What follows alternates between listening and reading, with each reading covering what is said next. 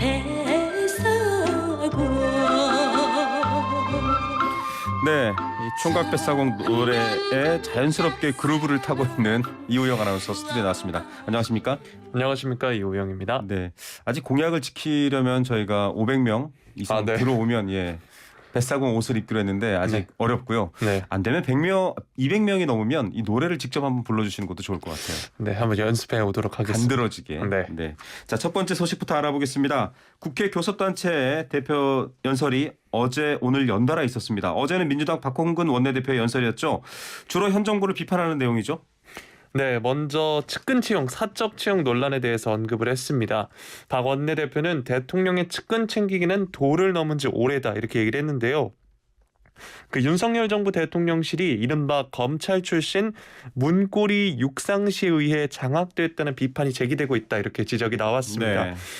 제가 찾아보니까 문고리 이거는 이제 박근혜 정부 때 계속 얘기고요. 나왔었죠. 네, 육상시는 찾아보니까 십상시라 그래서 네. 중국 후한말 영제 때 권력을 잡고 조정을 휘두른 10명의 환관을 이르는 말이라고 맞습니다. 합니다. 국정농단 때도 또 역시 여러 인물들이 그렇게 지적됐었죠. 네, 게다가 이제 김건희 여사와 관련된 논란과 국민의 우려에 윤석열 대통령이 귀를 기울여야 한다 이렇게 꼬집었습니다. 네, 사실 현 정부와 여당은 지금 이제 서해 공무원 피격 사건 또 탈북 어민 북송 사건에 대한 조사 수사 이거에 대해서 많이 얘기를 하고 있습니다. 여기에 대해서는 박홍근 원내대표 뭐라고 했나요? 네, 박홍근 원내대표는 이를 정치보복, 종북몰이라고 규정을 했는데요. 네.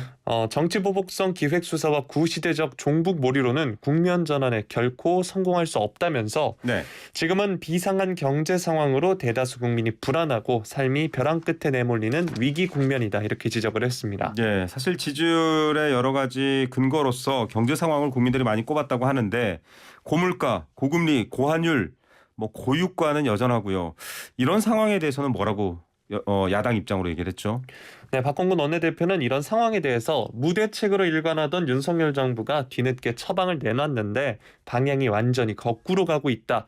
법인세 감세 기조를 비판하면서 효과는 없고 부자 감세라고 비판받았던 이명박 정부 정책을 재탕하는 것이다 이렇게 지적을 했습니다. 네. 그러면서 이제 유류세 인하폭, 유류세 대폭 인하, 근로자 식비 비과세 한도 인상 등 이것들을 이제 민생입법 우선순위로 뽑았는데요. 네네. 정부와 여당을 향해서 경제와 민생에 집중하라고 촉구하고 경제와 민생을 제대로 챙기는 일이라면 민주당이 초당적으로 협력하겠다 이렇게 말했습니다. 예. 자, 앞으로 또 민주당이 집권 기간 중에 주었던 실망을 만회하겠다 이런 이야기도 나왔던 것 같아요.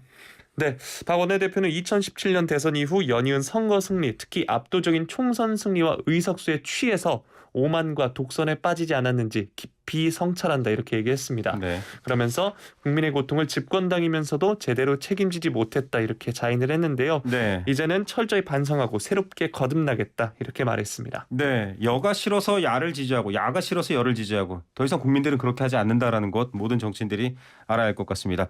권성동 국민의힘 대표 겸 원내대표 겸 직무대행 지금 오늘 아마 오전에 또 이어서 했죠. 교섭단체 연설. 어떤 메시지가 핵심이었나요? 네, 지금 한국 경제는 마치 기저질환을 앓고 있는 환자가 외부 바이러스에 감염된 것 같다면서 문재인 정부를 비판했는데요. 네. 내용을 살펴보면 대외적 요인이 민생 고통의 주요 원인이라는 것이 사실이다. 네. 하지만 또 대외적 요인만 있는 것은 아니다라고 했는데요.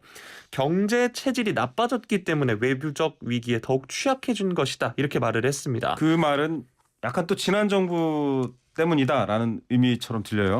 네, 문정부 5년 내내 정치가 경제의 발목을 잡았다 이렇게 얘기를 했는데요. 그러면서 경제의 기본을 무시한 소득주도 성장, 정치 논리가 앞선 최저임금의 급격한 상승으로 고용시장은 얼어붙었다. 자영업자는 폐업했다. 이렇게 밝혔습니다. 예, 최저임금 관련해서도 본인의 발언이 여러 가지로 많은 뉴스들을 만들어냈는데요. 저희가 잠시 후에 윤건영 의원에게도 관련 소식들 한번 여쭤보도록 하겠습니다.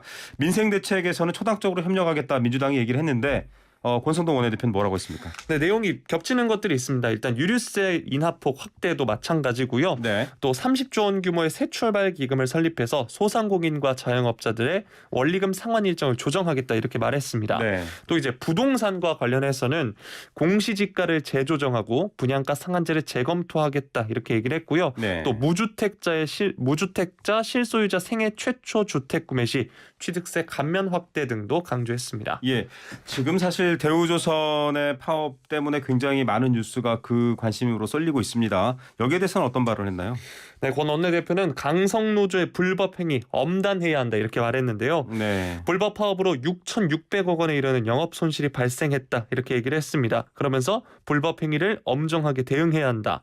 불법에 대한 미온적 대응은 결국 불법을 조장한다 이렇게 말했습니다. 네. 그러면서 민주노총을 향해서는 사업주와 비조합원들에게 갑질과 폭력을 일삼는 조폭식 이입 집단이다 이렇게 규정했습니다. 예, 뭐 대통령의 발언과도 맥이 이어져 있고요. 대화보다는 좀 법과 원칙에 따른 처분 뭐 이런 의미가 강하게 들리긴 합니다. 그렇다면 이제 세 번째 소식, 다음 소식으로 이제 대우조선 협력업체 노조 파업 얘기를 들어봐야겠네요. 50일째예요. 네, 대우조선해양협력업체 노사협상이 밤사이도 있었는데 또 중단됐고요. 양측은 어젯밤 11시를 넘겨서까지 12시간 넘게 마라톤 협상을 이어갔습니다. 아니 어느 정도 그 임금 인상, 그러니까 과거 불황 때 삭감됐던 임금을 원상복구하자라는 것에는 합의가 되어 간다 이렇게 알려져 있었는데 왜 또 이렇게 안 되고 있는 거죠? 네, 방금 전에 말씀해 주셨다시피 임금 30% 인상안이 아닌 임금 10% 인상안 등을 통해서 어느 정도 견해차를 좁히긴 했습니다. 네. 하지만 파업과 관련한 손해배상 청구를 취하하고 앞으로도 소송을 제기하지 않을 것이라고 요구하는 노조와 사측의 입장 차이가 좁혀지지 않은 건데요. 예. 홍지욱 금속노조 부위원장은 업체 차원에서는 이번 파업과 관련해서는 책임을 묻지 않겠다. 이게 의견 접근 내용인데 오늘 가져오는 안은 그것을 뒤집는 안을 가져왔다 이렇게 말했습니다. 예, 또 뒤에 후폭풍이 남아 있군요. 고용 승계 문제, 즉 일하고 있는 회사 업무를 계속하는 것에 대한 문제도 이견이 있다고요. 네, 파업 기간 폐업한 협력 업체에서 일한 노동자들이 비슷한 일을 하는 업체에 고용돼야 한다고 요구를 했는데 협력 업체가 받아들이지 않으면서 협상이 결렬이 된 건데요. 네.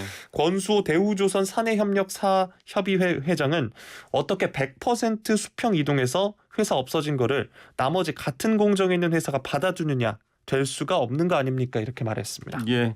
자, 노노 갈등 얘기도 나오는데 이건 무슨 얘기인가요?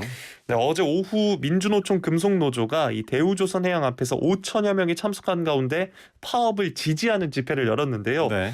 대우조선 사내에서는 원하청 직원 4천여 명이 파업 중단을 촉구하는 집회를 열면서 맞선 겁니다. 자, 대통령이 이미 한번 뭐 법과 원칙 언급한 적이 있습니다만 또다시 언급한 부분이 있을까요?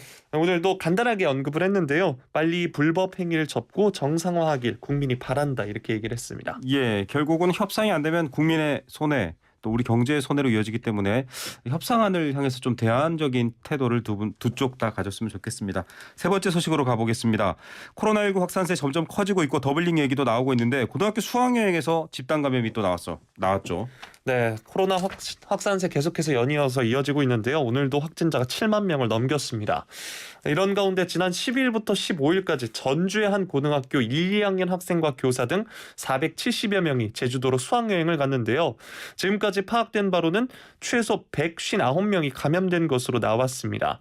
코로나 의심 증세가 있는 학생이 많아서 확진자는 더 늘어날 것으로 보이는데요. 보면 여행 중간에 코로나 의심 증상이 잇따랐고 자가검사 결과 10명이 넘는 확진자가 나왔는데 수학여행이 끝난 뒤에 급증한 것으로 보입니다. 예, 결국 수학여행을 통해서 감염이 확산된 건데 정부가 코로나 재유행 경고를 했습니다. 지금도 사실 뭐 과학 방역의 조치가 있느냐 이런 비판들도 나오고 있는 상황인데 그 경고 이후에 지금 이렇게 발생한 거잖아요. 네, 그래서 이제 여행을 취소하거나 일정을 변경할 필요가 있었다는 비판이 나오고 있는 겁니다. 네. 이 해당 고등학교 관계자는 수학여행 일정을 조정하기는 시기적으로 어려운 상황에 있었다라고 했고요.